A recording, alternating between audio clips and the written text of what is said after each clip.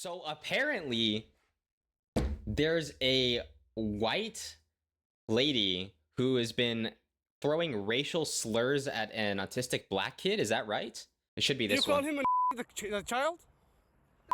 Did you call the child the word? It is my own business. You call him. Okay, why don't you have the balls to say it right now again? That is so crazy. Nobody dig into your. A little kid just did, you dumb. That little kid, you call him a. The little child? What if he acts like one, he's gonna. Are you about to hit him? You chase him here? He took my son's stuff. So that gives you the right to call the child, 5-year-old, the N-word. If that's what he's gonna act. That's what you're gonna call him. That's okay. That's what he's gonna act. That is insane. You know that's a hate speech, and you can be the that. I don't give a. Huh.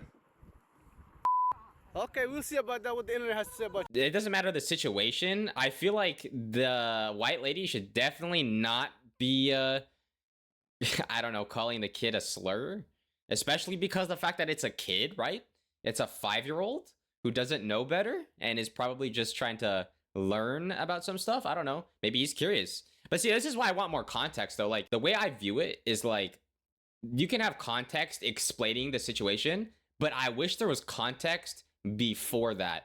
Like of the situation exactly. You know what I'm talking about? The kid is not an adult, and I feel like honestly, if that's the first thing that she did in retaliation or in response to the kid grabbing the stuff from her bag, I had a feeling that she was probably racist to begin with. Let's be honest. In any situation, especially with kids, I think that's where you got to be more sensitive, you know?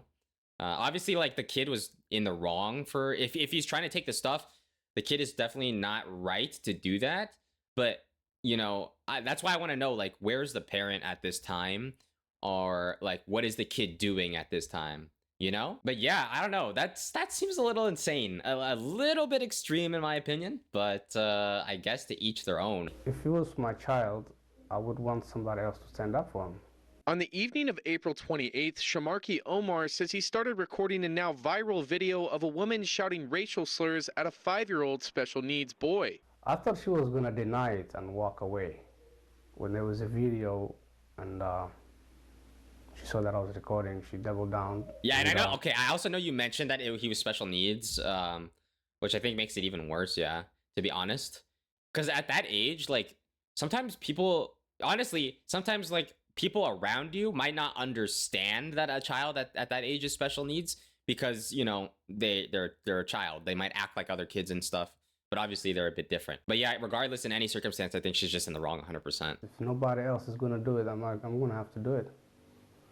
I don't have to ask permission, or should I do it or not? I'll get to that. I'll get to the GoFundMe. A woman who has identified herself as Shiloh Hendricks has crowdfunded more than $430,000 as of Friday night with a goal of $1 million to protect her family after she says her personal information was released, asking, quote, help to assist in protecting my family. I fear that we must relocate, end quote. I don't know what to say. It's mind-boggling.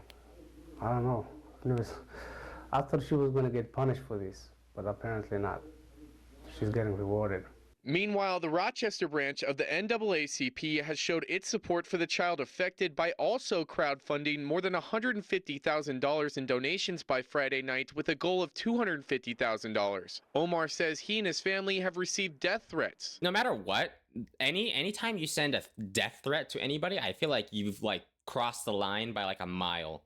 Like I remember when Attack on Titan, and I know it's not the same situation, but when Attack on Titan switched animation studios to Mappa, and I'm not a big fan of the animation with CGI. I prefer hand-drawn animation, but a lot of people were sending death threats to like the voice actors, to the animation studios, and the people that were working there. And it's like any person who tends to do that is crossed the line by like a mile, dude. Any death threats are so unwarranted, it's not even funny. And in this situation, honestly, I don't understand how you can even send a death threat to this guy. He didn't even do anything wrong. He's just defending his kid, which is perfectly fine. But yeah, so apparently this woman has a GoFundMe, which has raised $687,000. Help me protect my family. My name is Shiloh. I've been put in a very dire situation. I recently had a kid steal from my 18-month-old son's diaper bag at a park. I called the kid out for what he was. That's insane. And let me move this. Let me move my cam because maybe you guys can't see it. Let me move my cam. Hold on. I think that's better, no? Supposedly having a sex offender, which is he's a sex offender, which is why people are attacking him. Oh, that's an interesting. Well, okay. So we say supposedly. Okay, I think here you're diving into some fine lines right here. No matter what happens, I want to for whoever, like whether it's this lady or the guy, I find it interesting because when people say like supposedly he's this or supposedly he's that, I kind of don't want to jump to any conclusion without having like substantial proof and evidence. And it's something that I think a lot of people nowadays kind of tend to shy away from, but like in the courts it should be, right, innocent until proven guilty, but a lot of the times people have the notion of guilty until proven innocent, which I just disagree with. I feel like a lot of the times people should be looking to find the innocence as opposed to being guilty. I'm not going to jump, but if he is a sex offender, I think that's, I don't know how I feel about that, honestly. It's kind of a double whammy. There's really nothing I can say about it, but let me just read this really quickly. Help me protect my family. Hello, my name is Shiloh. I've been put in a very dire situation. Recently had a kid steal from my 18-month-old son's diaper bag at a park. I called the kid out for what he was. And that's basically what I just said. Like, if her first reaction is to call the kid that a slur, that you bet she's probably racist to begin with before that this situation even occurred. Another man who we recently found out has had a history with law enforcement proceeded to record me and follow me to my car, then posted these videos online, which has caused my family and myself great turmoil. My SSN has been leaked. My address, phone number have been given out freely. My family members are being attacked. My eldest child may not be going back to school, which this I feel like has nothing to do with it. Even where I exercise has been exposed. I am asking for your help to assist protecting my family. I fear that we must relocate. I have 2 small children who do not deserve this. We've been threatened to the extreme by people online. Anything will help. We cannot and will not live in fear. Thank you. And believe it or not, even 3 minutes ago, someone just donated $10, $25. That's insane. She's raised $600,000 for this, which is wild, absolutely wild to me.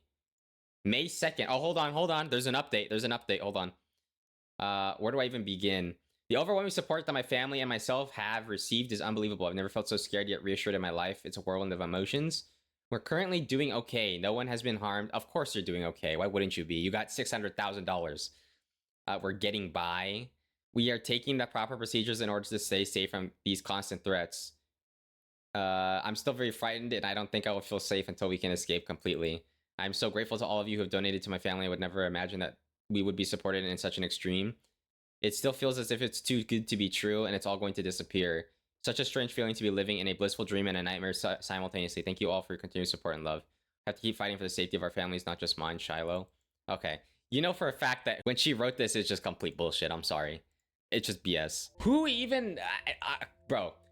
First of all, I'm not... Okay, I was never convinced to begin with, but I want to say this. She's acting like the situation is worse than it is, really. We're taking the proper procedures in order to stay safe from these constant threats. But what threats is she getting? Like hate messages online? Just close the laptop. Hello? It's problem solved. I will say this.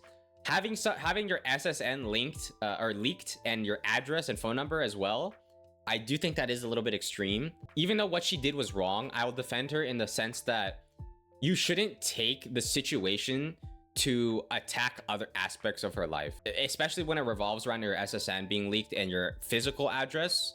Apparently you're saying she's getting death threats, which I also think is not right at all. However, that's not excusing what she's done, right? You don't deserve to have these things be leaked. Basically, it's almost like she's getting swatted, which I can understand, but I think it is pretty insane that she's raised $687,906. Obviously, you know, she's just exaggerating this whole story for money at this point. She definitely does not deserve it. I don't understand why, but $600K for being racist? Shit, dude, if I got $600K for that, sign me up, bro. $50, holy shit, man. That's insane. People are donating. I wish this was my chat here.